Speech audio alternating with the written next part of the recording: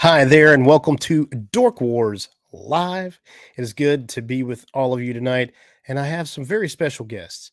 Of course, my name's Blake. I forgot to mention that. But first up, we have a Luna Girl who's been with me, I think, for every single Harry Potter stream up till now. So, hey, what's going on, Luna Girl? Hi, friends. I think I missed one. It might have been the very first one because I remember I had a migraine and I had to call out last minute. Yeah. Which I hate doing. I don't like to call off. Scare Scuttlebutt, if you're talking about new gear, if you're talking about my hat, yeah. Hurricane's 25th anniversary hat. Got it tonight at the game, baby. He doesn't know sports ball. It's okay. It's all right. Yeah. Still cool looking hat. Yeah. We also have Nicole from Rogue One Radio, also another Red Fiver. What's going on, Nicole? Last minute, she was just here. I'm here. I was rushing in. I'm so excited. I finally here because I've been wanting to do all of these, but life has just kind of gotten into the way. So I'm just glad I guess. Because I love Harry Potter. I'm here. I'm repping my house colors. If you can see that, my yellow and my black. You know, I'm so excited to finally be here. Fun fact, okay, is this as Blake said, is that I'm part of Rogue One, 1/3. But the fun fact is your cousin, DJ, right, Blake? Yeah, old cousin DJ. One of the first podcasts I ever was a guest on was his, and we were talking about Harry Potter. Okay. And DJ's a huge Harry Potter fan too. Yes, he is. So we're both into Harry Potter and Narnia and all these other things other than Star Wars. And oh my gosh, what a blast! So I love it when things like that come full circle. So fun fact. Oh yeah. I'm excited. I'll make up for lost time. And who knows? Maybe one day we can do more because there's other fun stuff that you can get more in depth with Harry Potter. Oh yeah, you can't ever do too much with Harry Potter. There's just so much.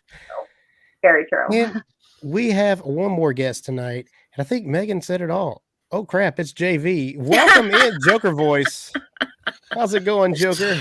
Well, I had to slum it here again with you lesser houses. Oh, come on, man. Gryffindor all day, baby. Gryffindor. Hufflepuff. I'm a Hufflepuff. It's so bad. Have you guys ever seen and it was put on by Star Kids. It was like a cult classic YouTube video called A Harry Potter Musical. Yes. Every time I hear people talk about Hufflepuff, I'm like, what the hell is a Hufflepuff? Exactly. I mean, do they even really exist? I mean, should we even talk about Hufflepuffs? I mean, maybe we should. Would you like to go toe-to-toe? Oh no! Oh no! It's already started. Let me go grab a few of my Let's see. Hold on. Be back.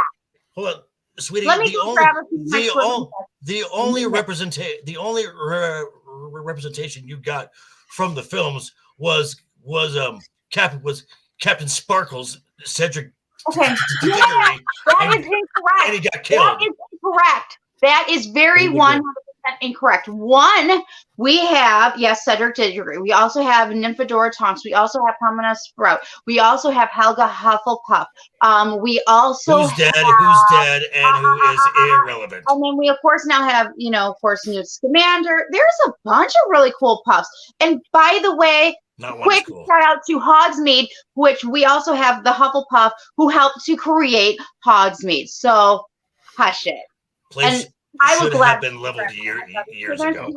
Oh my gosh! Well, I'll tell you what. There is no drought on fire whiskey tonight. It's already getting spicy in here. So claws are out, and he hasn't learned yet that the Badgers know how to take care of this night. Oh, you realize that Blake and I are Gryffindors, just laughing at the two of you.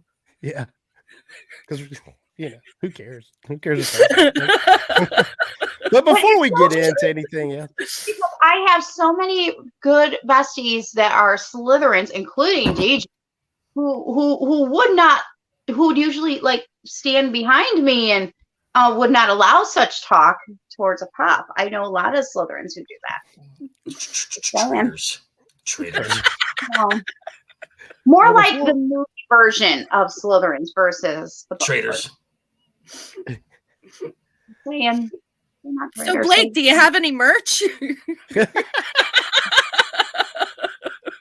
Before we get into the news, I'd like to welcome the chat. Excuse me, I'm still getting over the flu. I had the flu this past week, and I'm still getting over it. I've seen. I hope you're feeling better. Oh yeah, we're all feeling a lot better. I do see Megan in the chat. She's been here for a little bit. Scare Scuttlebutt podcast. I guess that was Ro in the chat. Rolando Flores, thank you for joining us. Good to see you. And the Red 5 Network is here, of course. And Nicole and her passion. Yeah, she's passionate. But before we get into any more Harry Potter news, any Harry Potter talk, let's talk some news. Now hear this. Now hear this. Now hear this. Now you hear this, whoever you are.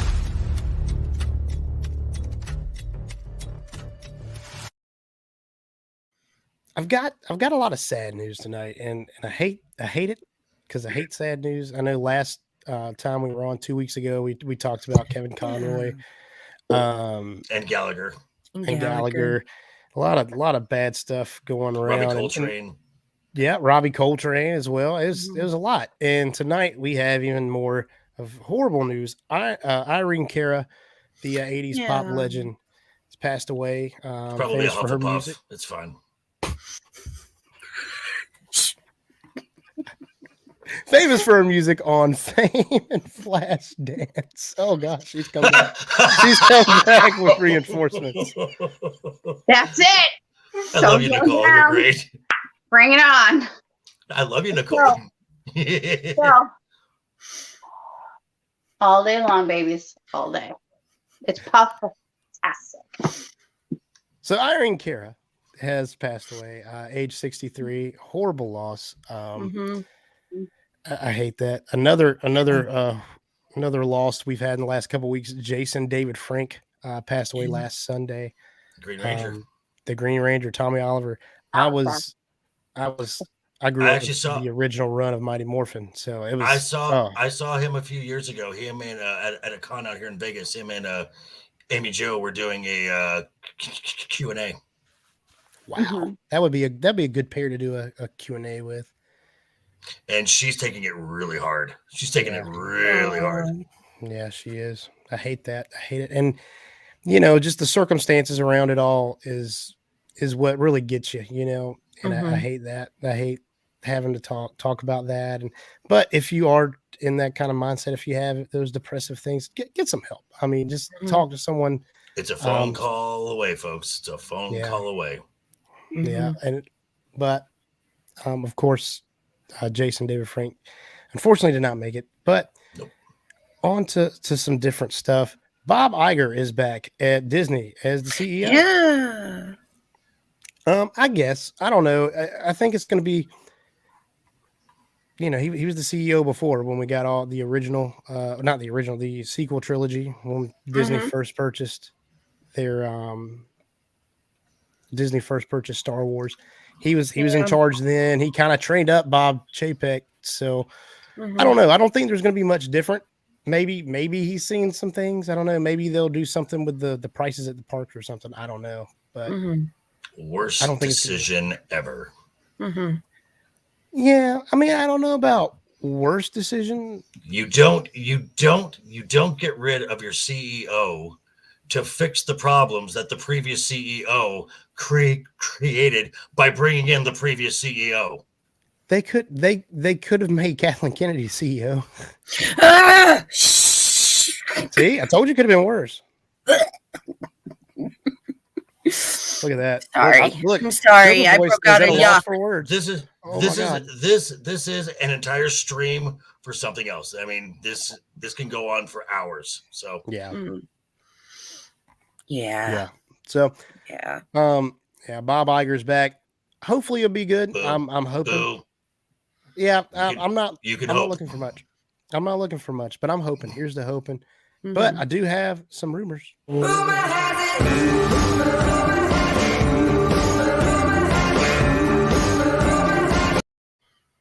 Yeah, so I've seen a ton of places, nowhere official, of course. And I know Joker's been screaming this forever, but it looks like Kathleen Kennedy might be on the way out. I mean, like, seriously on the way out. And I know that it's been hearsay. It's always hearsay, and you hear it a lot. But this rumor has teeth. This rumor has teeth. Yeah, I mean, I've seen just everybody, like everybody, not just some people, not just spread. I mean, just like everybody's like, "Hey, Kathleen Kennedy's leaving." Now, I don't know what the sources are. I don't know anything like that, but it's enough for me to make a rumor section about it. So, let's see. Some of the sources were the direct and the podcast called The Town, where the former editor-in-chief of the Hollywood Reporter had mentioned it, and this guy's about as well connected as anyone. It's got teeth, but again, we've been burned so many times. So until you hear it from until you hear it from like the Variety or Deadline or the Hollywood Reporter, it's rumor at best. And if there's any silver lining to Iger coming back, he and Kathleen were friendly. They were not friends. Remember, Iger took the films away from her, and Iger inserted Favreau. Mm-hmm. Yep. Yeah. So hopefully she's out. Hopefully I hope Dave Filoni's in. I mean, that's just me. No. You don't want that either?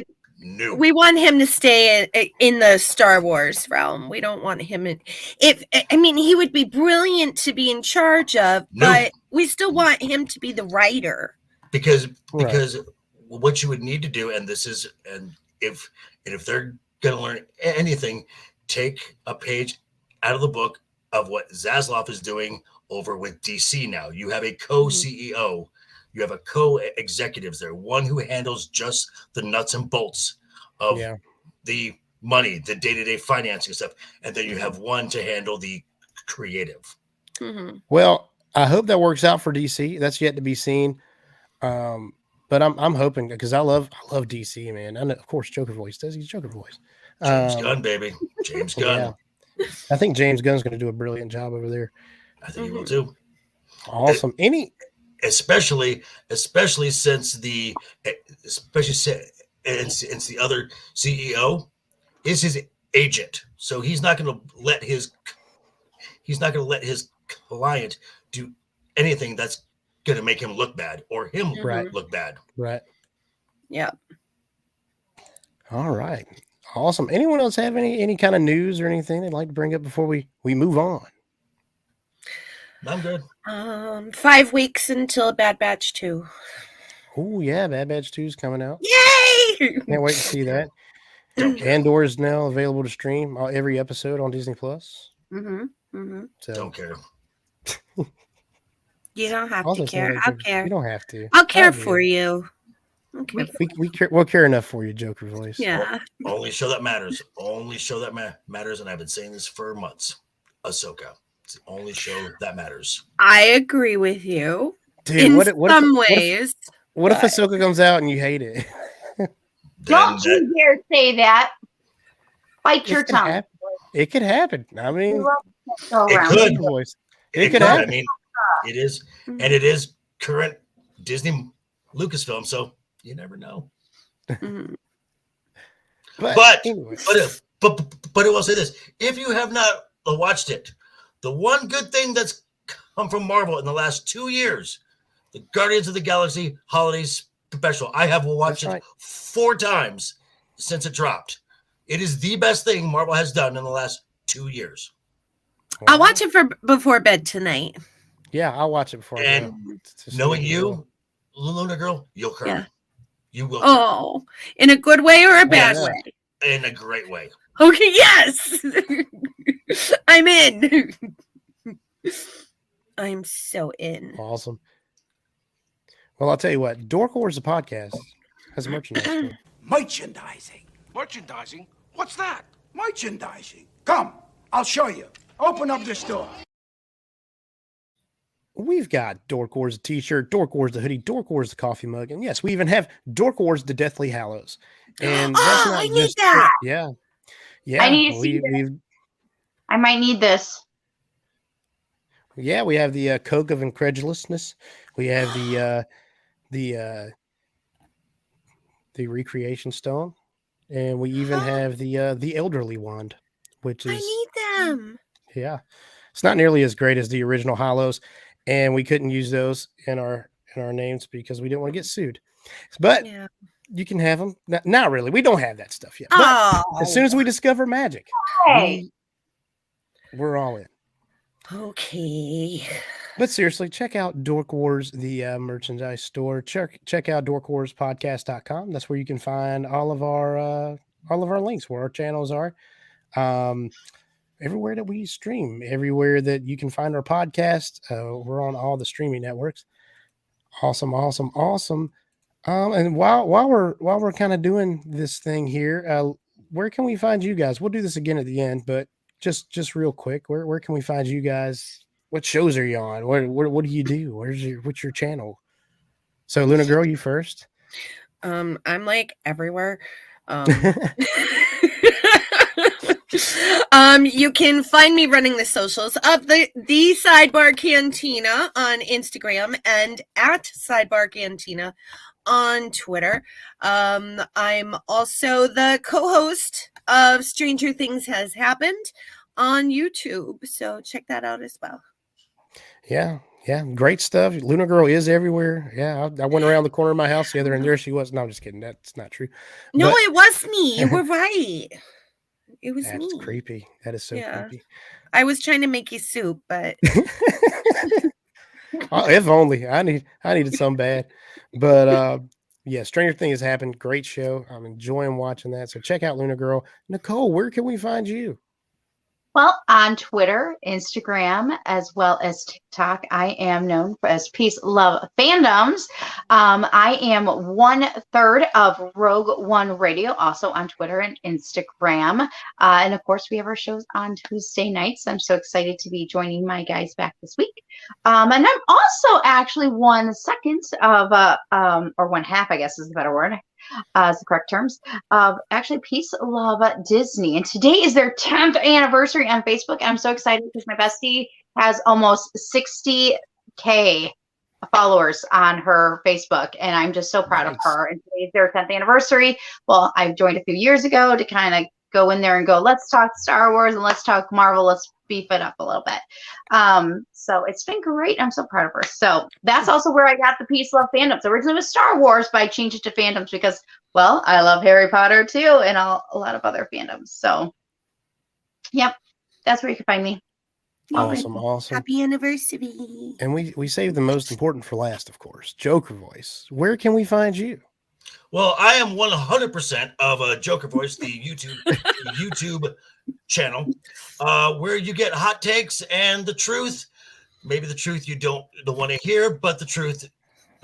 Shut up, Nicole. It is the truth. And this week I will be dropping my series review on the Monday for the new Netflix series Wednesday, which I was actually rather impressed with. It was awesome. It was good. We actually might be able to have a conversation. It's going to be great. I know. And then on Thursday, because I dump on Marvel appropriately enough, so when they do something well, I will let that be known. I will be doing my review of the Guardians Holiday Special. And you can also find me on Legion Talk on Monday and Fridays.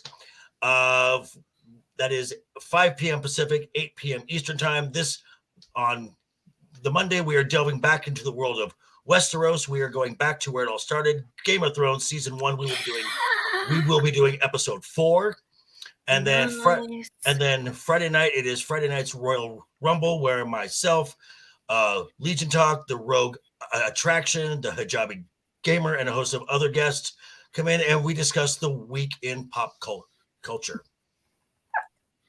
Awesome. be sure to check everybody out. Check out Dork Wars. Check out Stranger Things Has Happened. Check out Rogue One Radio, The Peace Love Phantoms. Check out Joker Voice. Just like and subscribe. Like this video. Subscribe to our channel, dude.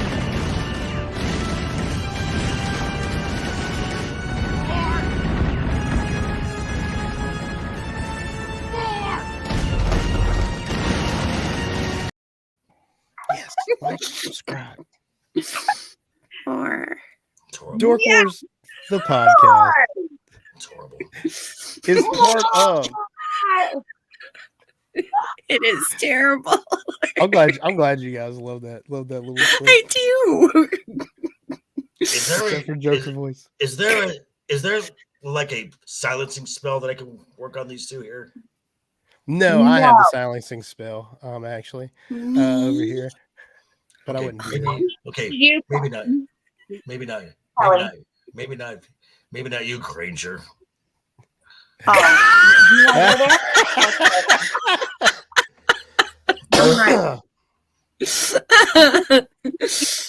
Some, I don't know. Well, everyone, hold your wands. No spells yet. We're not in the dueling. We're not in the dueling arena quite yet. Dork Wars, the podcast, is part of the Red 5 Network. This podcast is part of the Red 5 Network. For more Red 5 Network podcasts, visit red5network.com. Oh, yeah. We got to talk Red 5. Every time I live, I have to talk about Red 5 because you guys are not just great podcasters. We're not just great podcasters. We're great people. We love to talk, hang out, really get into each other's lives and help each other out. It's a great time being a part of this family. Nicole and Luda Girl are both a part of the Red 5, their podcasts as well. So it's just a good time. So check out all the Red 5 podcasts at bio.link/Red 5 Network. Oh, cool. I got it right. No one corrected me, so I hope that was right. Okay, it's bio.link/red5, but I didn't want to say that. Do I got a banner for that? I don't even know if I have a banner for that. Wait for it. Just tell me. No, just let it fly. Because I am Lunar Granger. Such a Gryffindor. I know. Gryffindor. Getting stuff wrong. But in the end, I get it right when it matters. But Well, tonight, because you finally had the guts to use a curse that was needed. It's Leviosa, not Leviosa. well, guys, I don't know if you can figure out what we're going to talk about tonight, but we are wrapping up our Return to Hogwarts series with Year 7, Harry Potter and the Deathly Hallows. Watch it.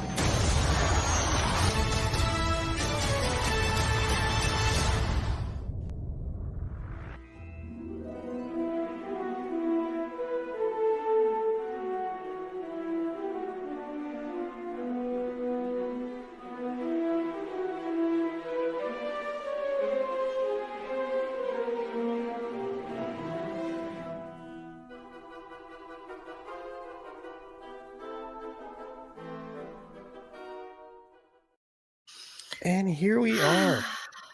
Sir At the John end. Williams. I know. I just can't.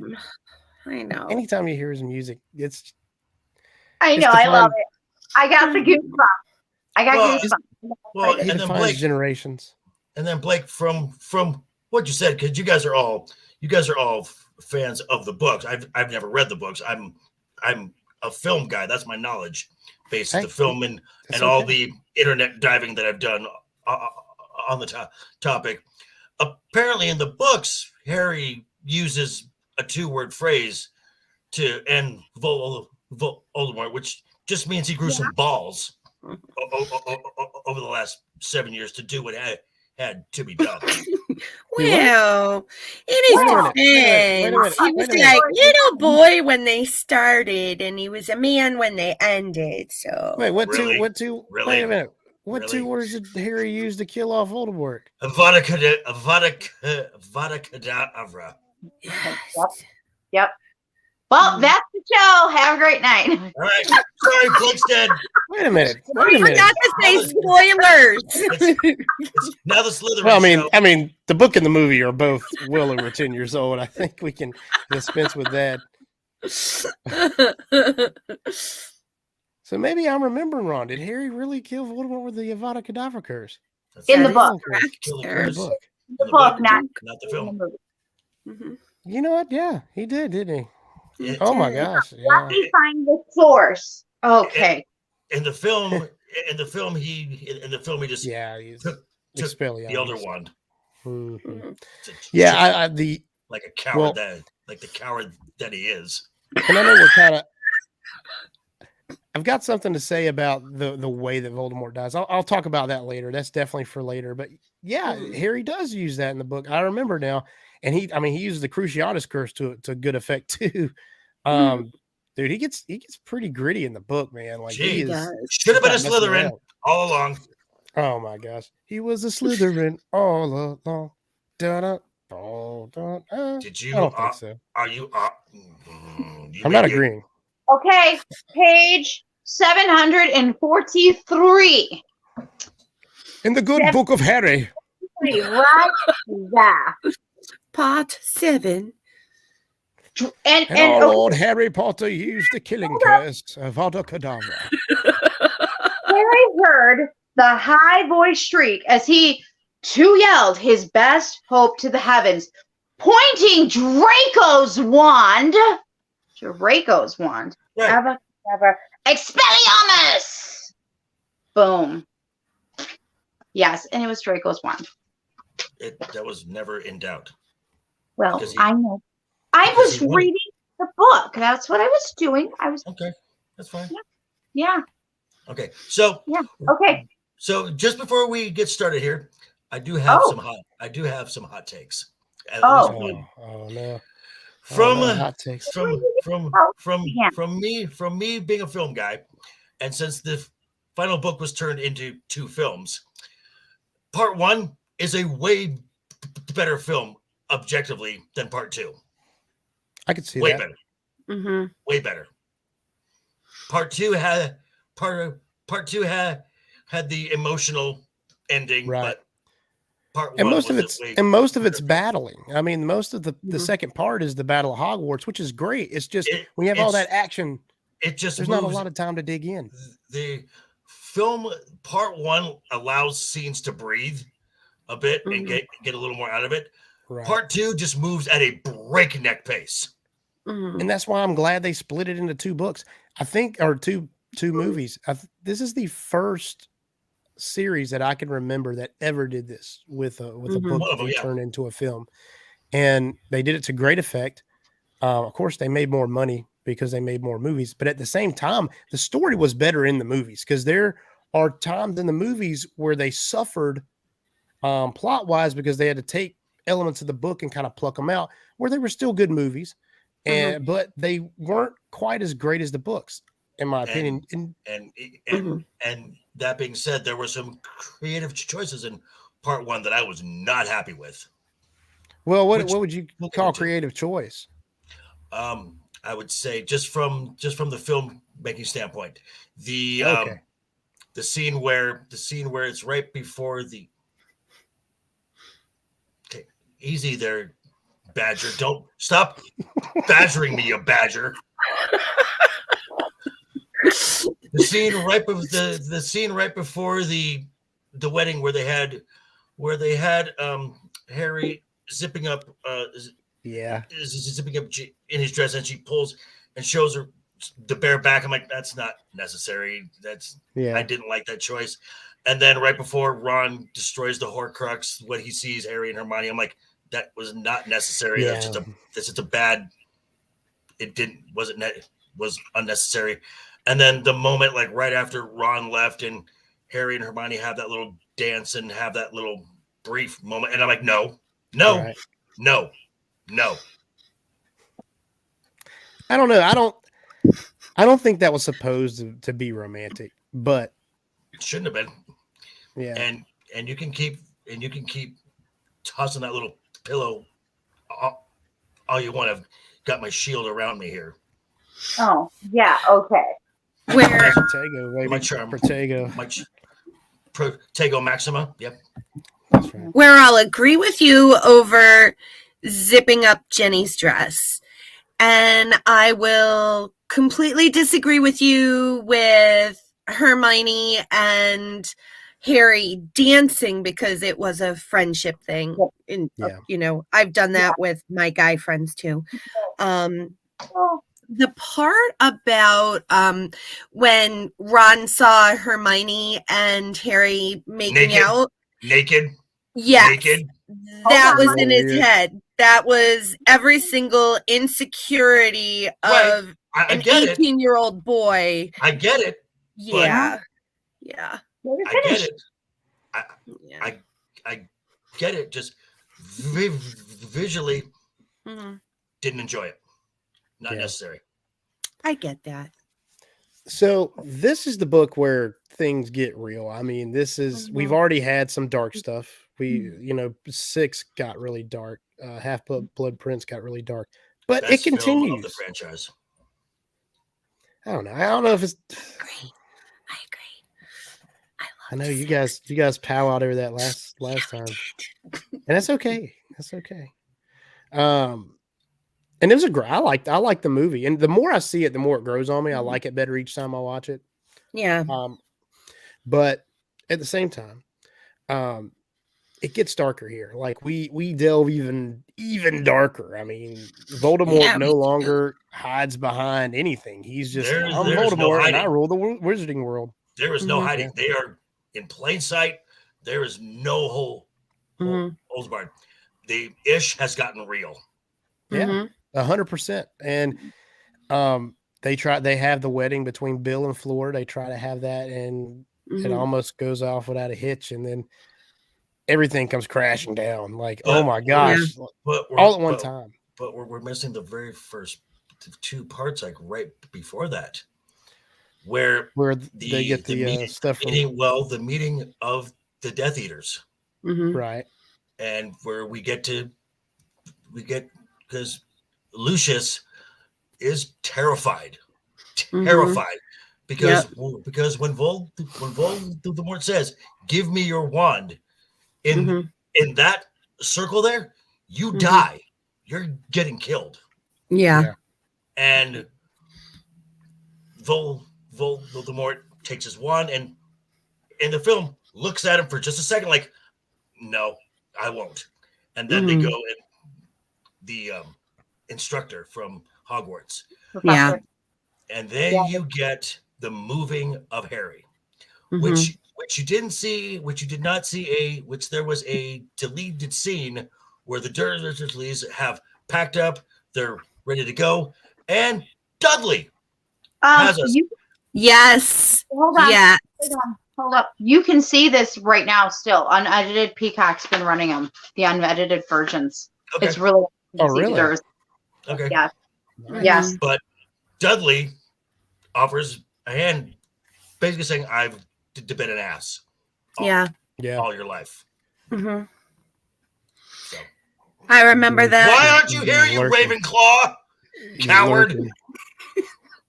He had a long work week. I don't care. You're the closest thing to this house. I'm alone here on an island with these Excuse me? What two shoes here. Who asked you, Hufflepuff? You be quiet, Hufflepuff. Oh, you can't keep me quiet. Oh, I know. Oh no.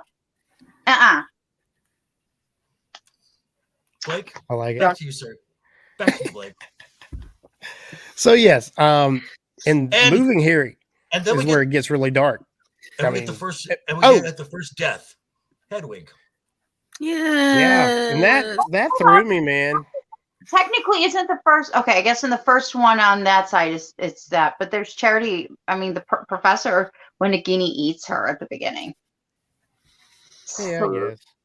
But she's kind of like we don't really care about her. Like I hate to say it like that, but it's she plays a part. And she died.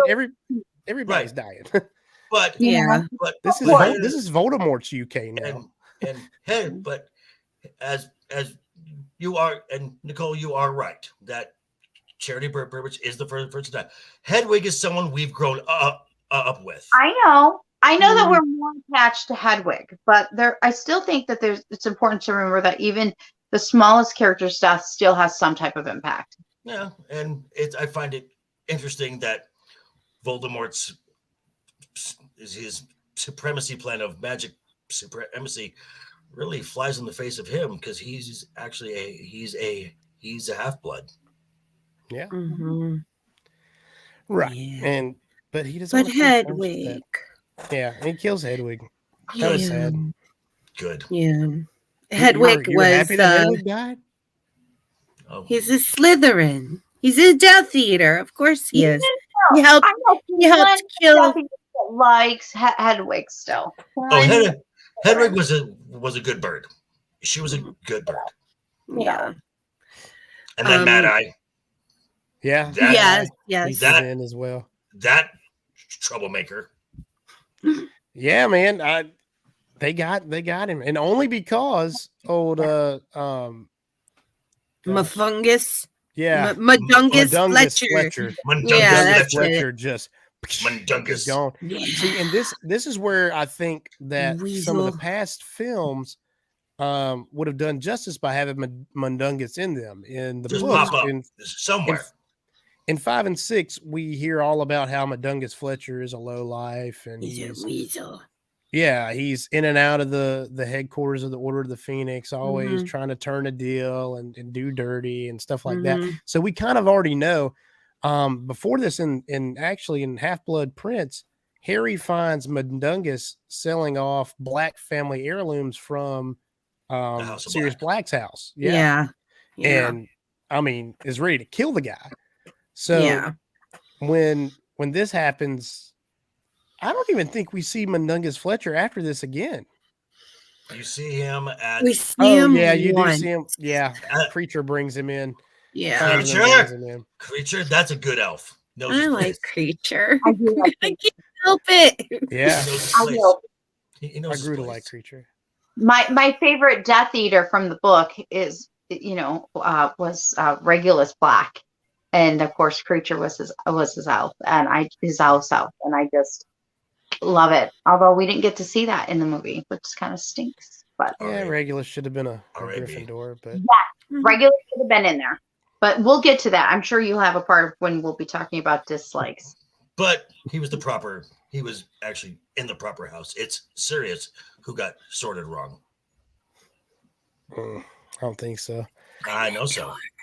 But what are some of your likes and dislikes about the close of this series?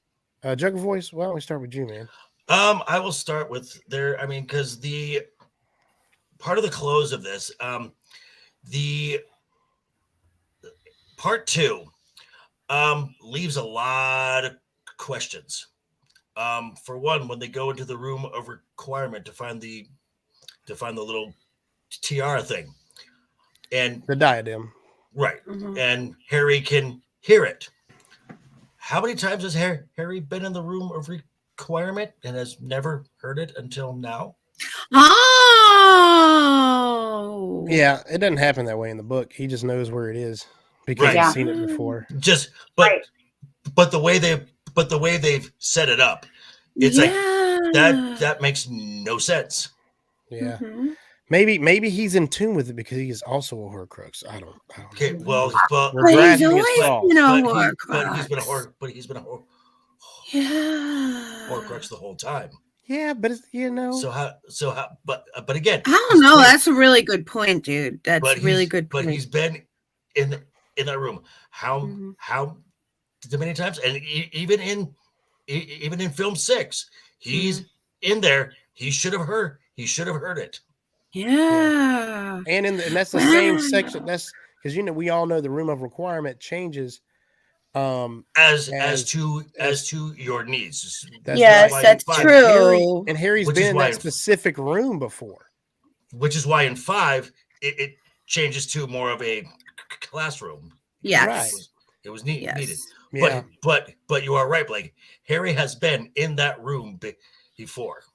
Yes. Wow. So that's just a major plot hole there. I also did Here's like, another chat. Thanks, And- Andrew. and again, these are just things that I pick up when Draco, Goyle, and Blaze when they find Harry there, and Draco wants the wand back, and Harry asks, "Well, what's wrong with the one you have?" And he's like, "It's my mom's." And I'm like, "Wait a minute, how did your mom get her wand back? Because Dobby took your wand." Dobby took Draco's mom's wand or Bellatrix's wand? Bellatrix's. Narcissa. I thought he took. No, Nope. I thought it was Bellatrix. Dobby, because Yeah. what? Okay, because when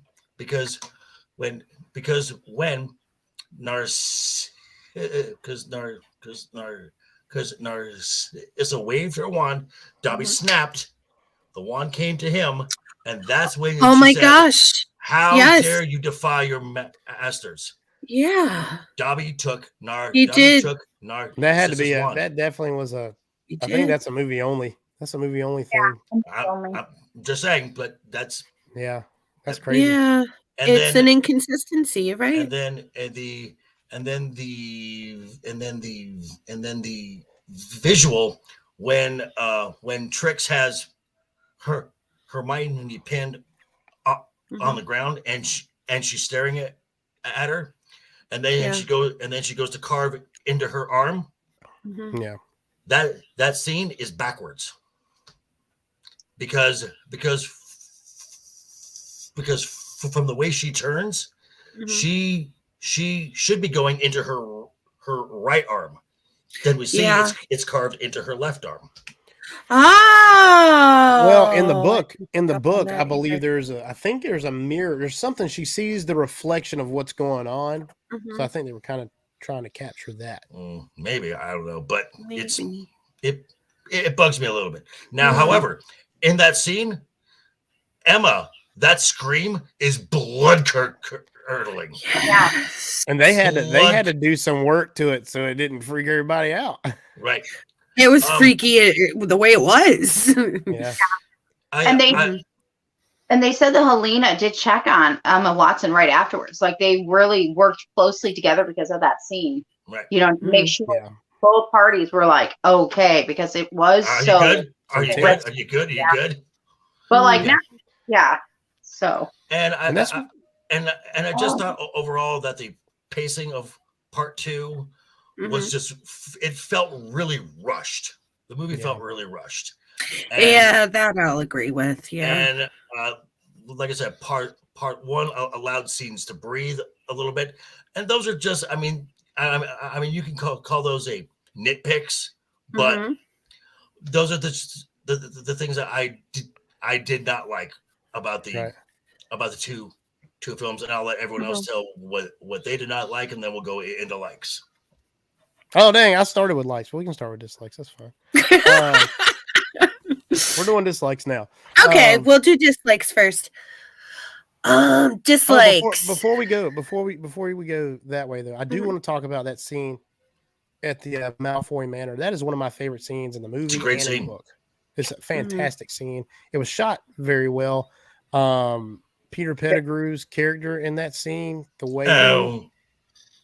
Okay. Now, I'll get to that because in my likes, because that scene has some amazing likes in it too. So yeah, I'll hold off on that.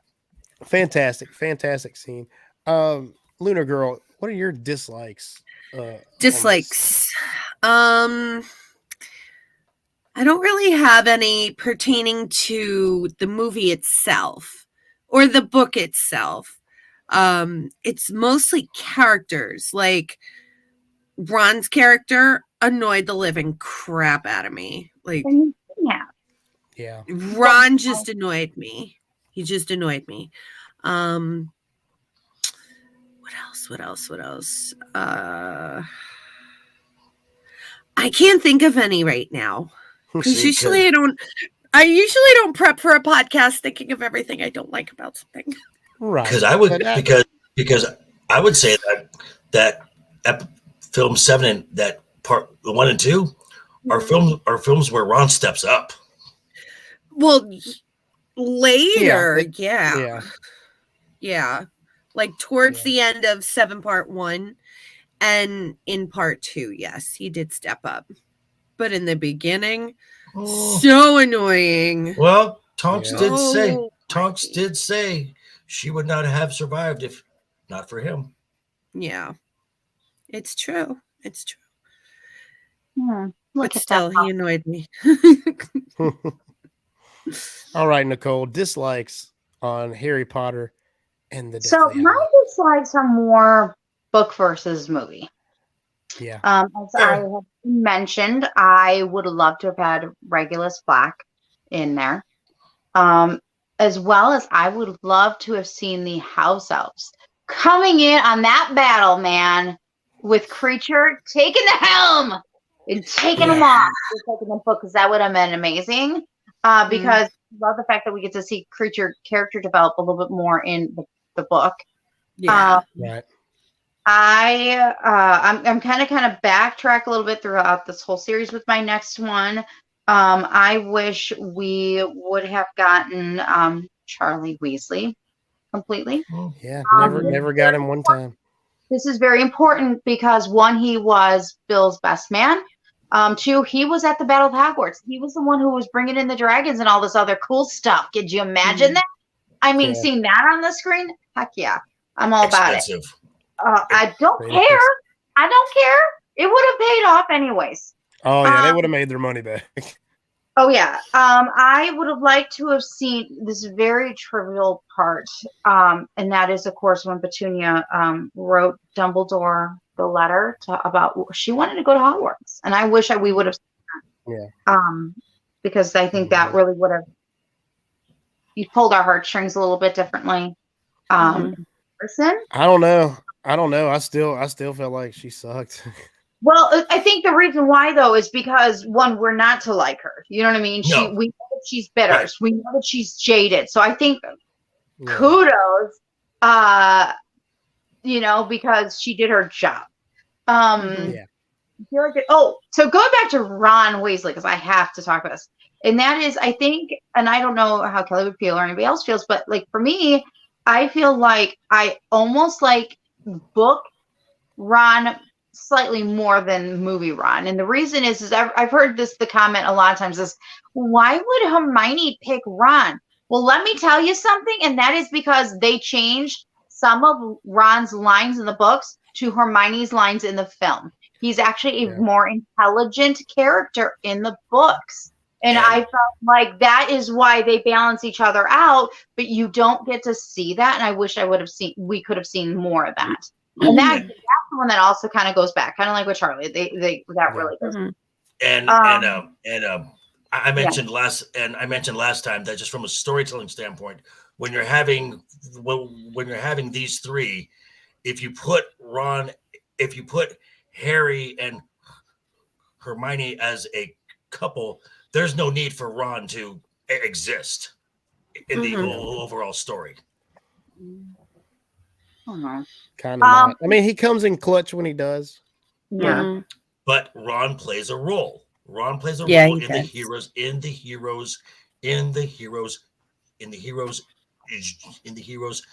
journey. He's the plucky companion. I've got just 2 more. Okay.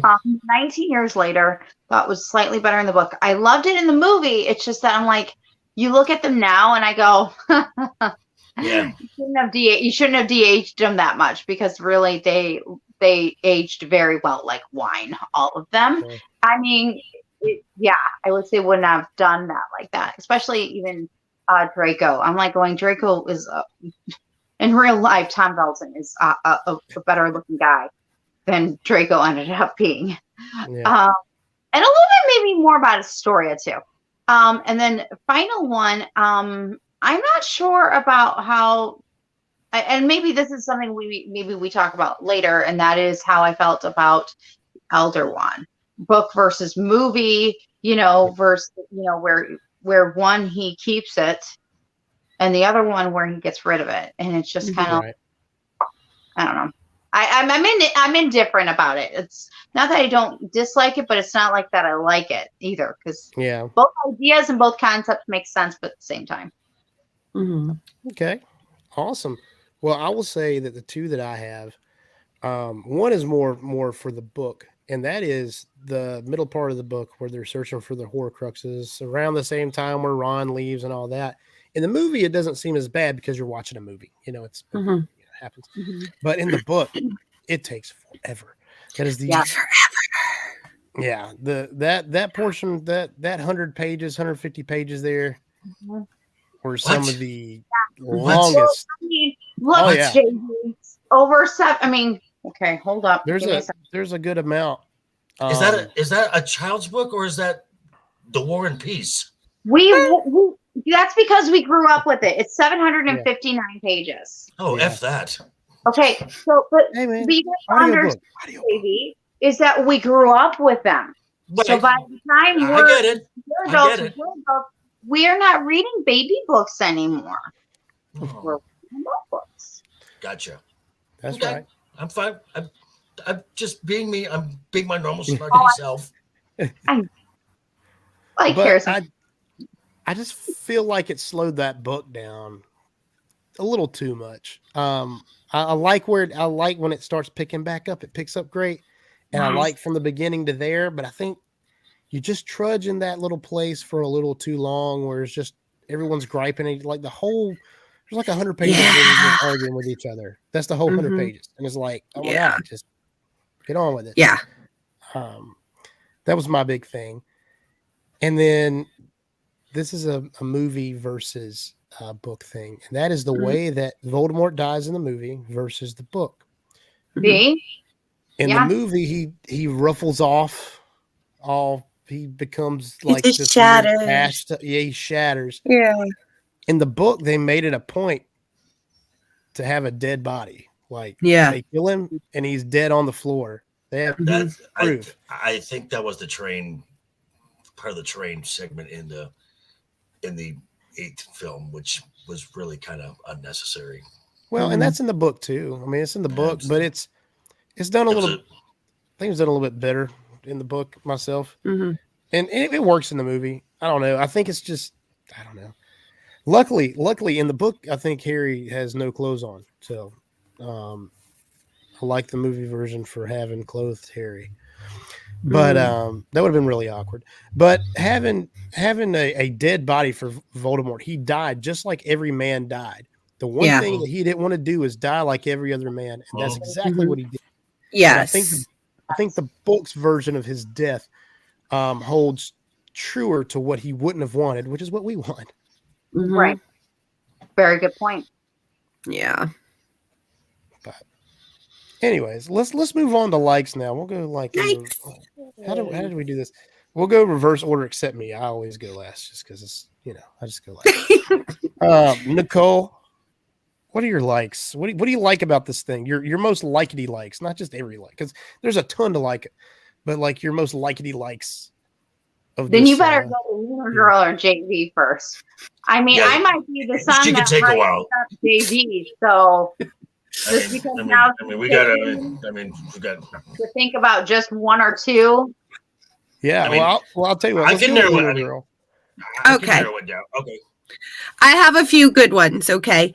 In the very beginning, when the Order of the Phoenix arrived to escort Harry to the headquarters, and they all drink the polyjuice potion, and then Harry dressed as Floor say, "Bill, don't look at me. I'm hideous." I'm hideous. I'm hideous. It tastes like loved it. It tastes like goblin piss. You have a so funny. Hey, we're identical. Just trying to relieve the tension. Loved that part. Loved it.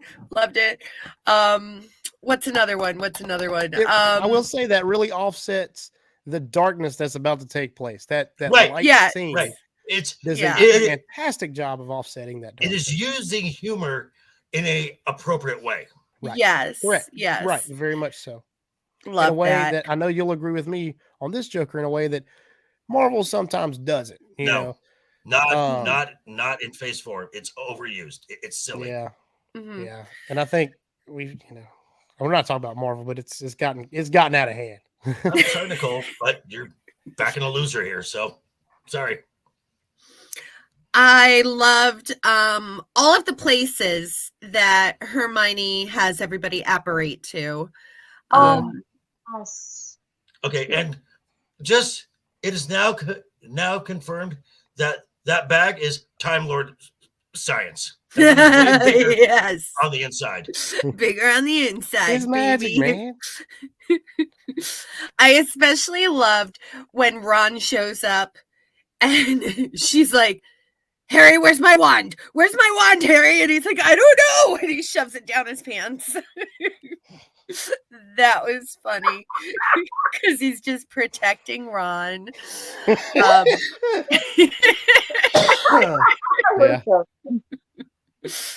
Oh man, we done My Joker voice. absolute There it is. favorite, and it's actually not a funny part. It's my actual absolute favorite part of both movies and books. The way Minerva McGonagall steps up to lead the war on protecting Hogwarts. Locomotor! Ah, yes. Always wanted to I do always wanted to see Yes. that. Phil. She was just, you do Maggie this, Smith. you do this, you do Gotta this. love Maggie Smith. Harry, how can I help you? Like, I loved her. Yeah. And all while now, we talked about this last episode, recovering from chemo. cancer. Yeah, Yeah. she was in remission in this film. Right. So Fantastic job. she's still wearing a wig, Warrior. still lots of makeup, and just as badass as ever. Nobody would never know if nobody said anything. Yeah. Oh, I love and one honorable mention, not my daughter, you bitch. Yes, I was in the theater and I stood up and screamed, yes. She actually said it. Yes. And we find out that that the Molly is really understated. She got some magical Oh yeah. cojones. Don't mess Yeah. with a Oh, yeah. mama. Never mess with a mama.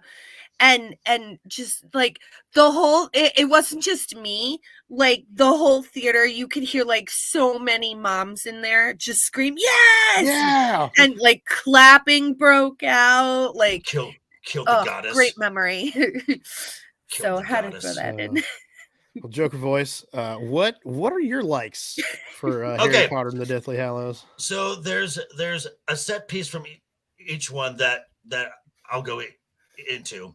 One from part one, the house elves. Creature I thought was great. I love Creature. I've always liked him. He's kind of like me, just for some if that could be, if that's an appropriate term I can there. see it. I can see it. kind of crotchety, just a little get off my lawn kind of thing. But it stays consistent because all the blacks are dead. Mm-hmm. Creature has no real reason to listen to anyone except Harry is the godson of Sirius That's right. Black. So Mm-hmm. so if Harry says something, Creature's like, okay, Fine. Yeah. and going into the set piece of Malfoy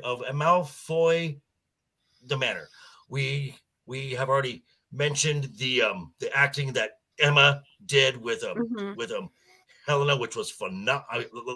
Like I said, that scream is blood curdling. Mm-hmm. But when they're in the cellar and Harry pulls out the shard of glass and Loom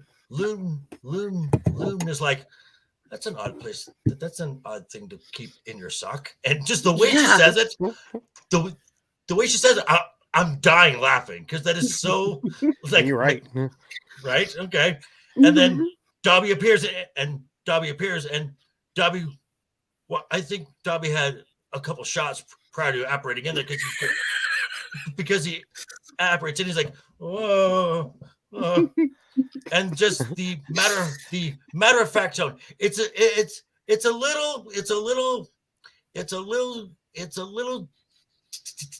Deus Ex Machina, but it works for that scene. He's like, can you apparate us out of here? Of course, someone else. Didn't no one even. Of course. So in the books, they can apparate in and out of Hogwarts, which no one else can do. I mean, it's established, but in the movies, they really don't. Right. So in the films, it's not established. So from a film guy, it's a little like, oh, that's convenient. Yeah. Right. And then Helena in this entire set piece is at some of her best. Like, it's Harry Potter, all bright and shiny and new and ready for the Dark Lord. Yes. Call him, and that grin she gets. I'm like, yes. And then she is deliciously evil. And then when she throws that dagger. And then as everyone leaves, there's a slight grin on her face because she knows I got one. I'll tell you what, for someone who uses magic all the time, she can throw a dagger. I'll tell you what. And you get to see her using the magic. She is quick on her feet. She is She is relentless. And she's got the snake going. She stuns a guy, grabs a sword, chokes a guy. Yeah. All in like 10 seconds. That happened in 10 seconds or less. Boom, boom, boom, boom, boom. Mm-hmm. Now, in the second film, I did not. This is another thing I did not like, because I thought it was just a plot convenience. The thieves' downfall made no. It just appears out of nowhere. I'm like, okay, that's convenient. That's great. The set piece, of course, is the Half-Blood Prince when Harry takes the memories and goes through the life of Snape. How did I forget that part? And when you're watching this and watching this and watching this, and then Harry's face when he pulls back up, I'm like, yeah, Harry, you're right. Dumbledore is a dick. Yeah. He's been people have been trying to tell you all book. Right. Yeah. And another thing that I've noticed throughout, because I'm a big, of the show and the prequel now, the Game of Thrones House of the Dragons series, we learned that Luna's father is Otto Hightower. We learned that Dumbledore's brother is a Mance Rayder. Walder Frey is Mr. Filch. The Grand Maester Pycelle is the voice of Aragog. Yeah. Dude, once you get into English actors, man, it's a tight group. It's a tight group. Let's see. Professor Slughorn is the maester that trained Sam at the Citadel. And yeah, I'm like, oh, okay. So, and then and Aunt Petunia is Marva Andor. Yeah. I'm talking Game of Thrones. Who gives a crap about Andor? I did that just for you. It's a crap show. In your dream. No one's watching it. Well, not anymore. It's over. Thank God. Season 2 keeps coming, baby. Yeah. Back to Harry Potter. Put us back on the Hogwarts train. Okay, so those are things that I really like, and I really liked that. Again, and I've said this before, and he showed it in the first film, but Neville Longbottom steps up and just shows that he is a true Gryffindor. Yes. To the nth degree. So yes. So yeah, the boy who could have been. Yeah. Well, the boy who could have been. The boy who everyone thought there was a squib. Yeah. Oh, and Seamus blowing up the bridge. He Yeah. finally asked to blow something. something up. Right. Yeah. Okay. You I had to throw yeah, that in. I can do that. Yeah. Oh, I can bring it down. Oh, I'm sure you can. Yeah. I'm sure you yeah. can.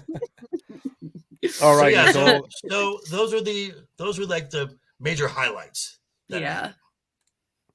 Yeah, and he too was the boy who lived. That is correct, Dragon Buddy. He was. Very true. And he married a Nicole, puppet. did you get all of your likey likes sorted Oh, out? I think everyone else talked about my likey likes now. Oh no!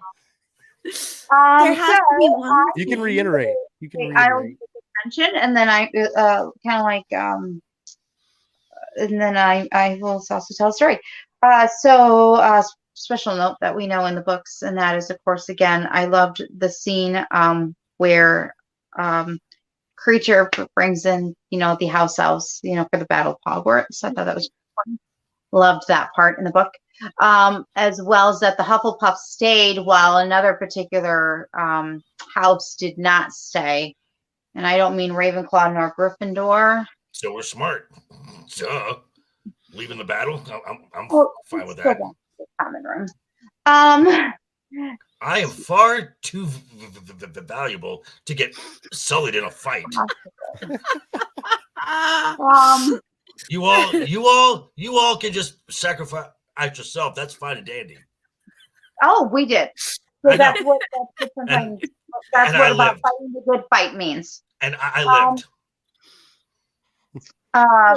Some of you. So, like Kelly, actually her honorable mention was what I was going to say. And that was the moment with Molly, and not my daughter bitch. But for me, I had this moment though at home. Goddess. So I had, let me finish. So the book came out, right? My friends and I came out at midnight, and I had a toddler daughter. And so I got up early, went to Walmart to grab my copy because I didn't go out in the middle of the night because it was going to take me over an hour and a half to get to where I need to be to get to a Barnes & Noble that was going to have it. And in less than 24 hours, no joke, I was reading the book. My friends were reading the book. I had two other friends at the time reading the book. And we were texting back and forth. And I don't mean on smartphones, y'all. Okay? We were texting. And when we both, about right around the same time, did you get to this page? Did you get to this page? We were cheering each other on, just reading the book about Molly taking down Bellatrix. And that moment, how beautiful it was both in the book and in the movie, was chef's kiss in both ways. Both book and movie. Travesty. JV, sis you. Make me take a badger's nail your scales. Anyways.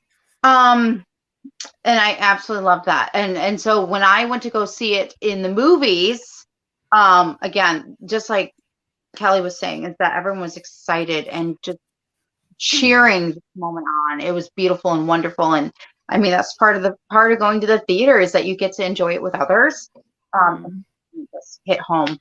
I also like the whole thing with Neville Longbottom, when he finally stepped up in a whole new way. Oh, see? Now I have two more dislikes, but it's all stuff that should have been in the movie. See? Like Neville Longbottom about his mom with the gum wrappers. Gosh dang it. Anyways, there's just so much good stuff. Don't you mean both? It's not that big. It's not that big. It's not as big as that's not even the biggest Harry Potter book. The biggest one was Order of the Phoenix, then Half-Blood Prince. Yes, it was. And then I'm gonna bring up one real quick. It's a sad one, actually, but it was very honoring both in the books and in the movie, and that is, of course, with Dobby. I love Dobby. He's one of my favorite characters. And when he took on Bellatrix that way, he was just with his, I just loved that. And what was very sad, I cried in both the book and in the movie. I cried, and I just couldn't believe that Dobby was gone. But it was honoring in the way he did it, because sometimes it's worth sacrificing to make things better. JV. And in the film, they actually made a practical thing. Wow, it is. Oh Lord. So for the film, because Dobby up until this point had been a completely CG character. Right. They made a practical model of him specifically for that scene to give the feel of weight in Harry's arms. So it wasn't just looking like he's holding something. Yeah. Oh. So he had to really look at dead Dobby. That's horrible. And the feels. And so I had to make sure we brought up Dobby because he deserved it. Right. There's no. I wouldn't say that. He didn't deserve it. He deserved the knife. He deserved the knife in he deserved the knife in the gut. No, he did not touch your mouth. There was just something about Dobby though, because he was in the series a lot more than people realize. And he helped to take care of Winky, and he which of course I know I missed the Goblet of Fire, but of course Winky in the books is the had a big major role. And I just love Dobby. I really do. And again, as you can tell, I love Dragon Buddy. I mean, Hermione and I would have ruled if I would have been with her, the Society of House Elves, we would have ruled it together. Because I would spew. Totally. I've been like vice president, probably. Don't know their place. Here lies Dobby, a free elf. Yes. Oh my God. I know.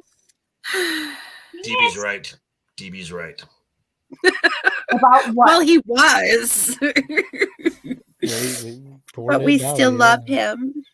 Well, and again, this just shows the quality of storytelling that we've had from these films, at least from the film wise, because you don't see Dobby much. You see him in the second film, and you don't see much of him at all. But when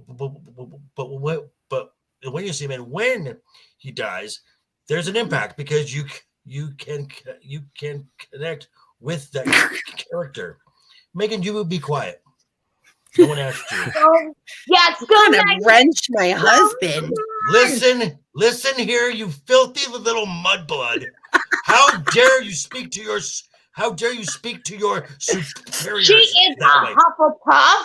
Watch your tongue. I'll flash it with my badger nails. Oh, that's cute. Oh, all right. Well, you haven't. You don't need two Gryffindors to break this up. I don't need two Gryffindors. So Blake, how you doing today? Even in science, I mean, a badger can take on. Depends on the snake. Done. Right? Thank you, DB again. Thank you, DB.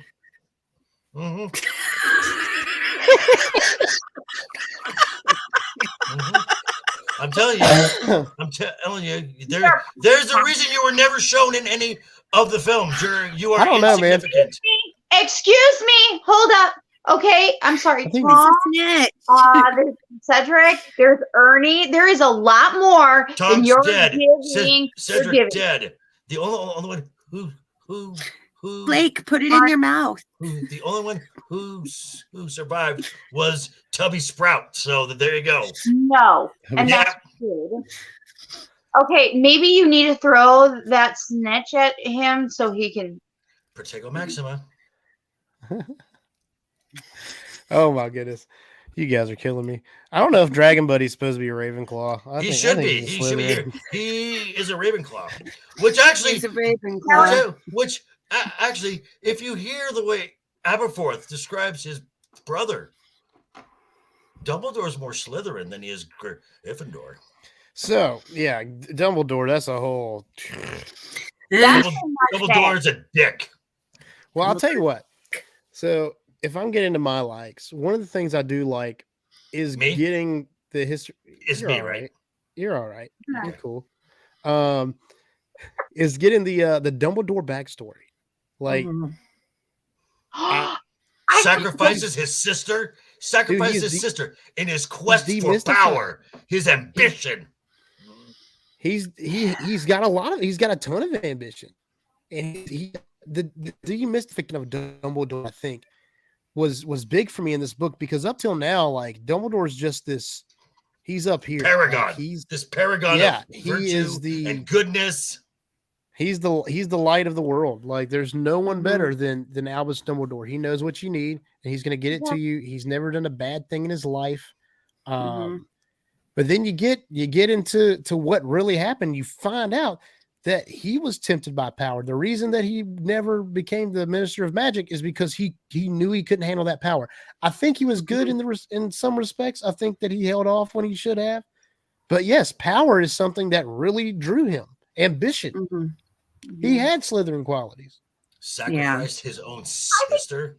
I think we all have. He didn't sacrifice his sister.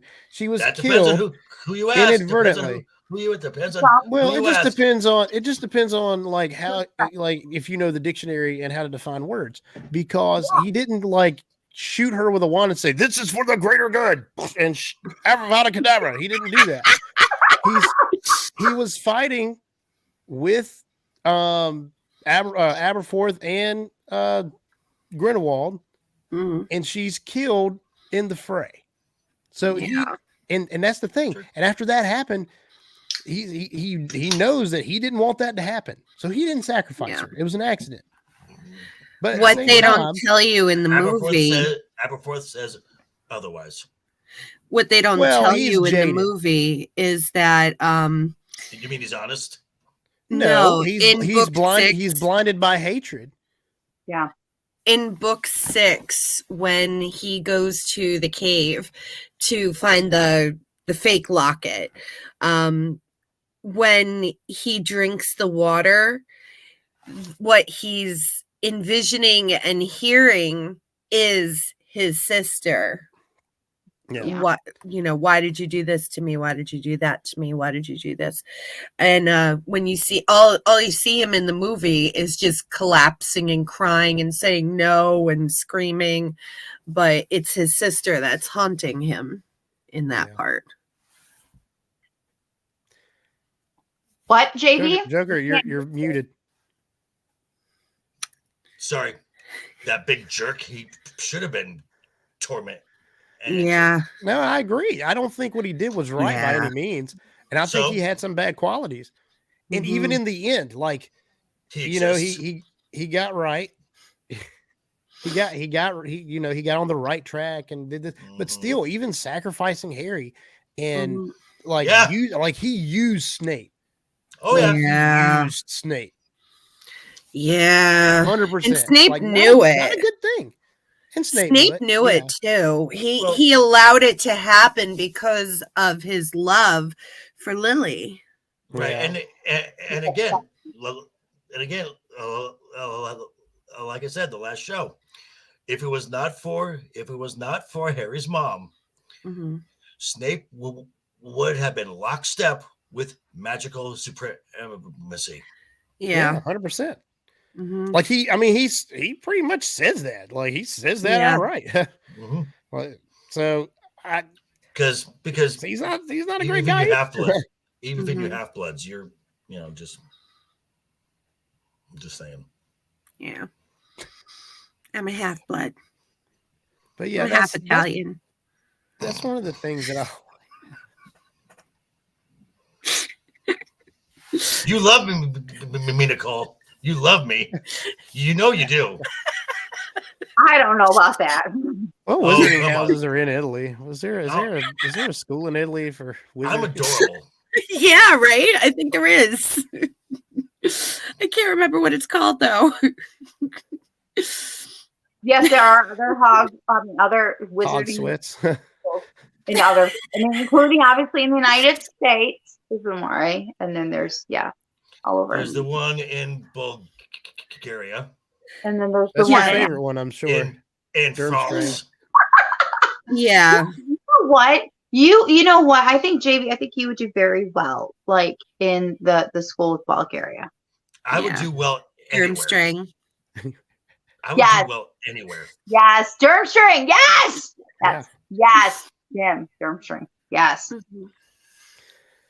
But I also like one of the other things I like the final battle in the books, and I like it in the movie. It is rushed, but I think that the first movie did a great job with its pacing. That the second one, I kind of forgave some of the rushiness that it had, and I liked seeing that big battle sequence. It took a long time, and you have story going on throughout, and it's not as in depth as the book, but Yeah. I can forgive it. When you see Harry and Voldemort tangling and they jump off the thing, that's not in the book at all, but it was cool. Yeah. Like it's one of the coolest things I've ever seen. Cool. That's called that's called spectacle. Yeah. And I think it was cool. great. And it's something I think that the Battle of Hogwarts needed. I think that's something that we needed to see. I mean, you got to see that cool stuff. That's the final battle between good and evil. Of course, it's going to be spectacle. Yeah. There's got to be a lot of that. One thing that they didn't have though is when Neville finds the sword. Initially, they put the sorting hat on him and set it on fire. That didn't happen. Yeah, I'm mad about that. I wish I could see well, kill it with fire. I mean, it was sad. I mean, I'm not saying. I mean, it was bad. Child endangerment and everything, but and plus, hey, he was of age. He was 17. And plus, the sorting hat. Can you really trust that thing? I mean, it put Harry in the wrong house from the start. So well, that's all in your perspective. No, it's the truth. I guess they need a sorting voice out there at Hogwarts. No. But I like. What? Another difference between the book and the movie. In the book, when Lavender dies, she's being eaten by a werewolf. Yes, we did not see anybody eating her. Yeah, that was I'm glad she's dead. Yeah, I couldn't stand her. She was annoying. She really was. Blake, may I please add one that we have yet to talk about for likes? Yeah, go for it. Okay, because I just realized this. I was like, it was sitting right next to me too. And that is, I liked when they talked about the Tales of Beetle and the Bard, and when they did the animation part. The animation was gorgeous. The Tale of the Three Brothers. I loved that. And again, I had this next to me. You'd think that I would have been like, oh, wait, I have finally one original one. There it is. Yeah. But yeah, I love that. And I remember even seeing when I saw it in the theaters, like going, I felt like I was just a little kid just watching, Mickey Mouse all over again. With cool. I love that they included that in such a big way. And I'm glad that they did it in animation like that. That way. It felt like a very Guillermo del Toro style of what his stories would look in an animated form. Well, and I like it described everything perfectly about the elder one, but at the same time, it was in this story format. And I love that Ron knew it. Like, oh my gosh, my mom always told me these stories, which of course makes me love Molly even more. I mean, and you can. And it looks kind of fantastical. It separates it from reality because it's not really supposed to be reality. I mean, when Dumbledore and Harry are talking in Harry's head or the station or wherever the heck they are, Dumbledore literally says, he says, "Oh, the Hallows are real," and he's like, "Oh yeah, they're real." And he's like, "Oh," and he said, "I don't think it was death that gave them those. They were just really powerful wizards." Another thing that we don't get out of the movie. Quite so much. I mean, I guess you could infer, but both.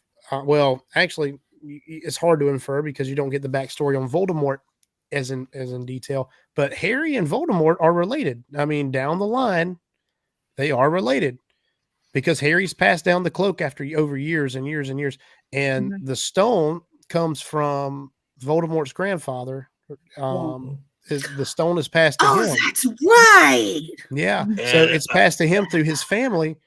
So, you go up that family tree. They are related. And then two other families that are related through the marriage down the line. The Weasleys and the Malfoys. Yeah. Yep. Yepers. They get into that in depth in the book. So Molly killed her own cousin, that heartless Gryffindor, to kill the goddess like that. She was trying to kill Ginny. A real and acceptable sacrifice. Oh, I would have killed She knows what anybody she's trying doing. to kill my kids too. It's what Yeah, I moms probably killed her do. too. yeah. It's Oh, what man. good moms do. Just, To th- protect I their just like- children. th- I this like is why you the don't- I like the nuance. This is why you don't have kids. I have kids. I have 2 kids. I know, because Oh, duh, you know. emotion clouds you. Well, no. He's it's saying a this is why sense- you I- shouldn't I'm have kids. protective of my children. I got kids too. But anyways, so maybe it's a Gryffindor thing. Hufflepuff thing. I just don't have kids that I know of that I Draco can and claim. Victoria. That you know of. That I can claim. So Well, Giggity. I do like the nuance. I like the nuance of having Harry and Voldemort related down the line. Like, this battle's been coming for a long time. I like the nuance of all the families, because I mean, anyone that's pure blood is obviously related. Anyone that's half blood is obviously related somehow to the pure bloods, because it's become that close knit. So it's a lot of nuance there. And I think that's something that lends well to the Tales of the Beetle and the Bard story, the 3 brothers. And that kind of lays over the whole fabric of Harry Potter. And you don't really realize it until you get to about the 5th book that all these people are really like super related. Yeah. and I know we talked about I know we talked about last show about the loss of Alan Rickman. Yeah. Right. But let us also not forget someone who is crucial to every wizard at Hogwarts, who also died not too long ago, and that is the late great Sir John Hurt. Yes. Yeah. Mhm. Yeah. Just wonderful actor, Yeah. kind man. So Mm-hmm. And he was the war doctor. he was. That's a different fandom. Yeah. Still beautiful. It's all British. episode. Yeah. Yeah, it is.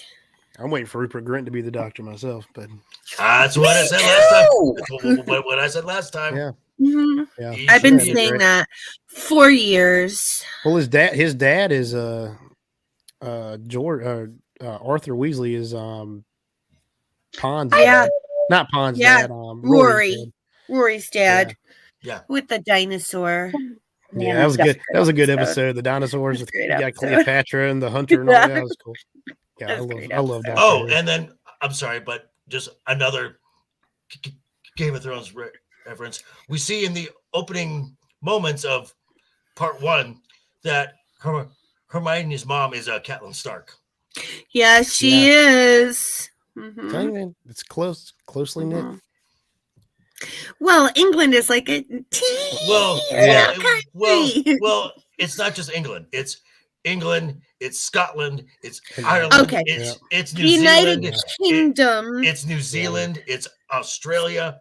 They go from all Yeah. go from all They kind of group together. Yeah. Yeah. What's funny is there was a podcast when I was early on in Dork Wars. I was actually on a podcast, and one the host had been on Doctor Who a couple of times. Yeah. We were supposed to do some Doctor Who podcast, but he gave up podcasting, so I guess I didn't. Damn. Yeah. It was pretty cool. Now, Yeah. in Game of Thrones, can you name the only 2 non-British affiliated actors? There's only 2. Only 2. It's one of the it's the dragons. No, I'm just kidding. I don't know. I have no idea. You caught me at an hour where my brain turned off. Well, one is obvious. One is obvious. Obvious. Jason. Jason Momoa. Jason Momoa. He's a islander. He's from Samoa. The other one, Peter Dinklage. Dinklage. Yeah. He's from New Jersey. He's born in New Jersey. Yeah. Yep. Huh. I did not know that. And where's Jason Momoa in Game of Thrones, though? Khal Drogo. Oh, duh. Okay. That was, yeah, see, my brain turned off. Yeah. Where is he on Game of Thrones? Oh, he was Drogo.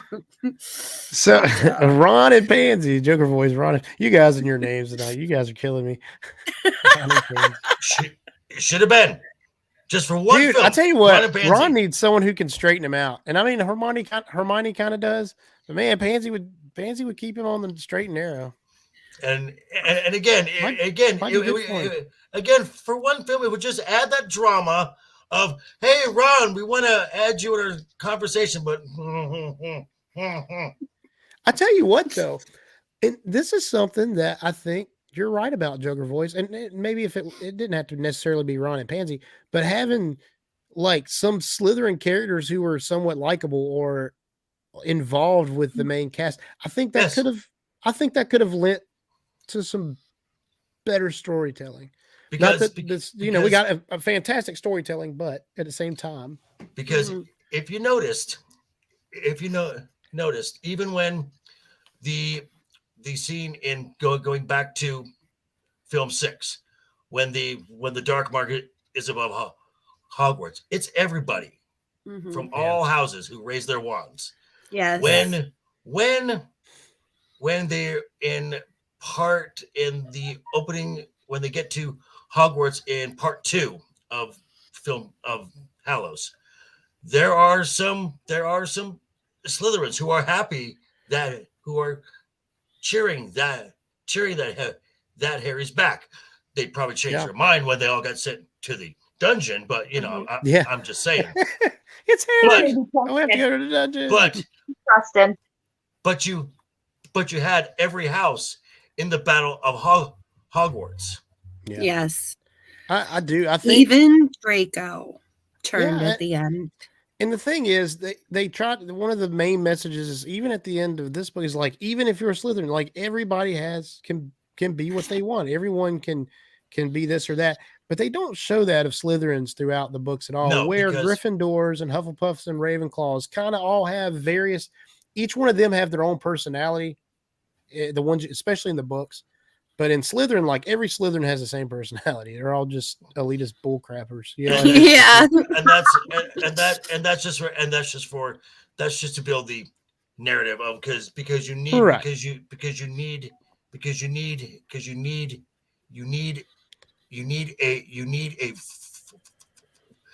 a foil for your hero, and Draco is the foil of Harry.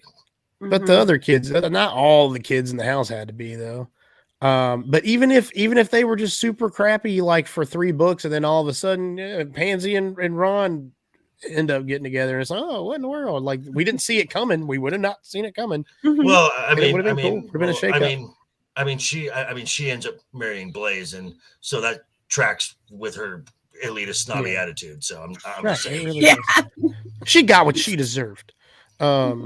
Right, rich. But before we sign out, the amount of death in this book is staggering. Oh yes. I mean, which Dobby, Hedwig, Mad Eye Moody, Fred, Colin Creevy, Lavender, Tricks, Voldemort, whatever. I'm just saying, you're calling death. Snake.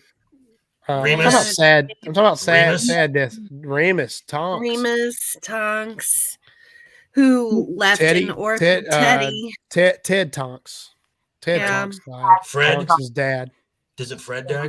Is it Fred or George? Fred is dead. Fred died. Yeah. And dude, J.K. Rowling was not afraid to kill her characters. And she wasn't afraid to kill the second tier. Harry had some serious. Oh yeah, armor. yeah. In which it's said that she toyed with killing Ron in the 5th book. That would have made me mad. Yeah, I mean, but it would have been a risk. It would have been getting into those main characters and killing one of them. Like, oh, right, she means business. Exactly. Had they had killed. Now again. So if you're going into that, not your top 3, obviously, because they're the ones who make it through to the end. But that ring right under him, like say a Neville, had Neville have died at some point. That's a significant death, right, along the way. I think Fred's a significant death. Yeah. Remus for sure. I mean, definitely Remus. Remus was Sirius definitely is. Yeah, but that's back. I mean, I'm just talking about this book, right.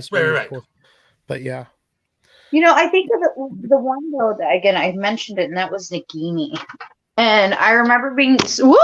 I guess you guys were.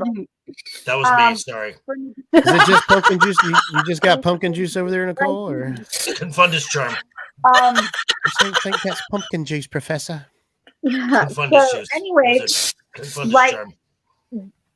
And this is what I'm still dealing with Fantastic Beasts is the fact that I know now that Nagini was a person, and then that soul. So now I still battle with that one, but that whole thing with like at the when it happened in the movie and the book was like, yes, you go, Neville, and now I'm like, holy shit, this character didn't have a chance in hell to even have a good life. She was tormented her whole life, and then she was still loyal. Who wants to be Voldemort's snake? Still loyal. Fitting. Yeah. Mm-hmm. I think it's chopped up right now. Than a Hufflepuff loyalist, so I would have fought for her. But yeah. Just doing that. Sorry. But any final thoughts on Harry Potter and the Deathly Hallows before we wrap up tonight? Just such a great ending to a great saga. Yeah. Mm-hmm. It was. I totally agree. One of my favorite series of all times. I go back and read and/or watch the movies at least once a year. Yeah. I'll go back and rewatch all of them because it's just a story for any age. Yes. There's something you can find in Harry Potter, no matter if you're the target of 10, when it first came out, of 10 to 12, or, you're a young teenager, an older teenager like I was, and now I'm a dad and I read it now and there's still stuff that I get out of it different every single time. So love Harry Potter. Just love the whole thing. Bye, DB. Oh man, Dragon Buddy's dying. His phone's dying. Sorry, plug it in. Yeah, man. I know you got a charger. I mean, if you just don't want to hear us anymore, just turn us off. Right? Yeah, whatever. Not before you hit the like button, though.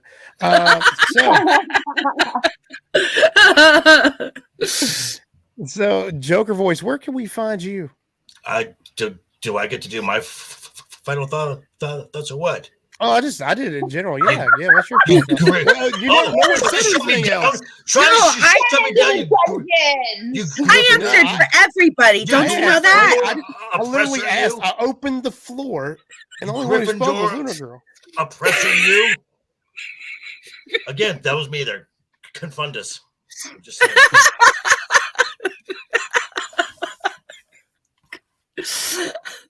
again. So, my final thoughts on this. Final thoughts on this Voldemort's series. nipple. Did you say Voldemort's nipple? You did. Well, might have something to say about that, Blake. You can go now, Joker. I'm sorry. Oh, so I had to get my wizard curses out. Can I now? Yeah. Maybe. Gryffindor, you're not going to do some weird math and change the enters again, are you? Yes. Oh, we've already won the House Cup for the night, so just you say what you need to though. Solid story. It's a story that anyone can identify with, can find something to identify with, whether you're male, female, any race, color, creed. There is something for you in all of this story, and you don't have to see yourself in any particular way, shape, or form. These are all great human stories. These are all great human character arcs, and it's just quality storytelling, which is something that's been lacking in current Hollywood. So yeah, you just couldn't. I can agree with that, Joker. I mean, this is one of the last like real original thoughts, real original worlds that came out. I mean, so I think maybe I think up there maybe Rick Redorian's world that he created was pretty good for the Olympiads and all that. Which is, what's another one? Hunger Games was a good world, but I mean, one of the last immersive worlds was definitely Harry Potter. Yeah, Nicole, since I opened it generally, but I gotta come to everybody specifically now. Absolutely. I mean, it's fine. only fair. Don't let the puff talk. It's fine. Oh no, hush it. This is one badger who's not afraid to toil. Oh wait, that's part of being a Hufflepuff that they don't really include in the movies, but that they should have. Okay, so overall, I really do, go read the books. Overall, I really do. I loved the movies. I loved the books. I didn't start. Well, yeah, the books we can talk about another day. But this was just.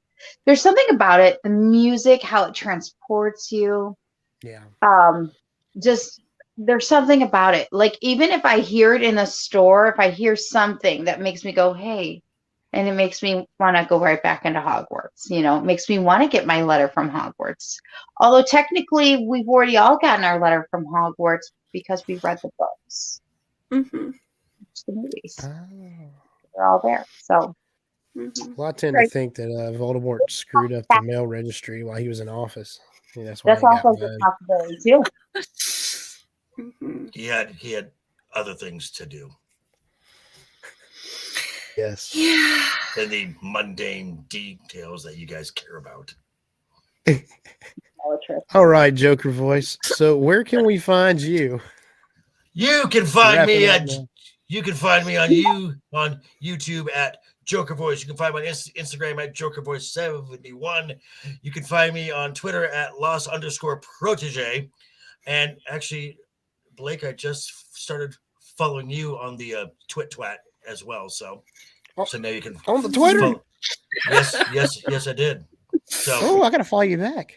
I didn't know you got in the tweeting game, man. I don't want to. I got dragged into it. It's just okay. Look, so dragged in. As part of the show that I'm on the Monday and Friday, I don't get the links or the topics unless I'm on the Twat. So no, I had to join. So shut it, Hufflepuff. If your Twitter name is just not know your place. If your Twitter name is not at Joker Tweets, then what are you even doing? Like Joker Voice? I don't know what it is. I have no idea. So what did you say? Did you say what your username was? Yes, I did. Just look at I don't even remember. I'll just look through my stuff. I'll shout you out, Joker. I'll shout you out. I wish you Jeez. And again on Monday, I will be dropping my series review of the Netflix series The Wednesday, which I recommend. And I know we may actually go agree. This something. Wonderful. I know, and it's fantastic. You were supposed to agree about Harry Potter. I thought you both liked it. Well, we agree it's good. We love it. We love Harry Potter, but we hate one another. So we just agree. I just know that my house is the best, and she's wrong. So there you go. No, you are. So as I was saying, so And then on that same day, Legion Talk 5 p.m. Pacific, 8 p.m. Eastern Time, going back to the world of Westeros for Legion Talk, doing a review of Game of Thrones Season 1, Episode 4, going all the way through Game of Thrones, including Season 8.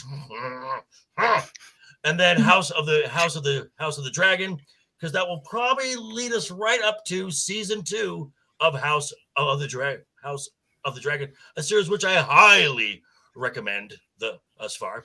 And then Thursday, we'll be dropping my review of the Guardians of the Galaxy holiday special, because if something is good that comes out of Marvel, for as much as I criticize it, I should praise it when it does something right. Thank you, James Gunn. Thank you, James. Thank you. That was Sony. Anyway. So no, I didn't mention anything about Sony. I mentioned Marvel. Oh, sorry. Go ahead. Blake, don't you get the feeling like me and you were like Harry and Ron on the first day of school, just like watching? And then Friday again. I love you too. Friday again. Legion Talk 5 p.m. Pacific, 8 p.m. Eastern. Going through the week in pop culture. That's where you can find it. Again, come join, subscribe, like. Again, you get my hot takes, you get my opinions, and you get some truth. Maybe not the truth you want, but the truth. Yeah, you get something. Joker Voice is busy, man. Joker Voice is all over the place. Go check him out. Go check out his channel. Sub to him. He keep talking. You forgot that. Yeah, hashtag keep talking. Yeah, keep talking. And my merch store. I do have the merch store. Yeah, running through December. A percentage of the proceeds will be going to the Stuttering Foundation. So grab yourself some Joker Voice merch. If not for yourself, for another nerd who just loves the Clown Prince of Crime. There you go. Nicole, where can we find you at? Well, again, on Twitter and Instagram and TikTok, I am Peace Love Disney. And again, I am 1/3 of Rogue One Radio, which we are on Tuesdays. And we're also on Twitter and Instagram. And I am 1/2 of Peace Love Disney on Facebook. So come check out that page, check out the pods. And it's been wonderful being here, even with the snake around. It's been great hanging out. Thank you for this invite. I've been wanting to come. Finally, I'm here. I'm like, we've been talking about this since before, and I'm finally here. So hopefully we'll be able to do this again and maybe change up the topic, because I know that's fun. Oh yeah, we'll go in depth. Nicole, it's okay. I have just elevated your status in the magical. Oh, I didn't need the elevation. I was already there. You kind of did. You're a Hufflepuff. You need all the help. I need no help. Thank you. I can take care of myself. Okay. You're a puff. You're a puff. You're a puff. And so what? Cedric. Huh? Whatever. The Mr. Sparkle Pants. Oh, read the books and then come talk to me. Oh my goodness! Why would I do listen to the books if you'd like. I won't even mind if you listen to them. You might like them. Girl, where can we find you? Hi. You can find me on the Sidebar Cantina on Instagram. You can find me at Sidebar Cantina on Twitter. You could find me at, well, not really. Lunar Girl, she's never taken care of those sites. You can find me at Stranger Things Has Happened on Twitter. Dave and Jason will be talking about Andor episodes 10 through 12 on Monday at 5:30 Eastern. Stranger Things Has Happened will be this Friday. A week from yesterday. We took the day off yesterday. We weren't feeling it. But we will be covering season 2, chapter 6, The Spy. Me and Don Delasnooch. And Oh, I'll be on the Science Fictionary tomorrow at 8:00 Eastern with Andrew and Marisha and DB, and we are going to wrap up Andor there as well. Yay! Oh, and on Tuesday at 5 p.m. Eastern, I will be on Used and Abused Pod, and we're going to be talking about Indiana Jones. Yeah, me and DB, Patreon choice. So, indie, it's time for some indie. So, love it. Another really great fandom. Mm-hmm. Yeah, I'm a big Indiana Jones fan as well. Only 3 films matter. I agree. I can agree with you. But we're not getting into that here because that is on Tuesday. That's on Tuesday. And not on this podcast. Exactly. But I'll tell you what, guys, it's been great having you. Thank you all for joining. I know it has been. Spoken like a true Slytherin. It's been great. It's been great having some of you and okay having some of you. And I'll let you guys decide. I know. Later. Puffs just bring down the whole thing. Oh. Man, it's that green and silver, man. It just kind of doesn't. I love you guys. But thank you for coming on and hanging out, talking Harry Potter with me. It's something that I've always been really interested in. Always loved reading and watching, and I've done it numerous times, and I'll do it again, I'm sure. But you can find us at dorkwarspodcast.com. There you can find everywhere that we stream. You can find this YouTube channel, the link to here, but you're already here because you're listening to me. So you don't need that. You can find our merch store there. You can find everything that has to do with Dork Wars Podcast. Thank you guys, and may the Force be with you. Toodles! Thank you for supporting Dork Wars, the podcast. You can check us out on Facebook.com/Dork Wars, the podcast. And if you would like to join in on the discussion or maybe suggest topics for us to discuss, please do so by joining our Discord community or sending us an email at dorkwarspodcast@gmail.com.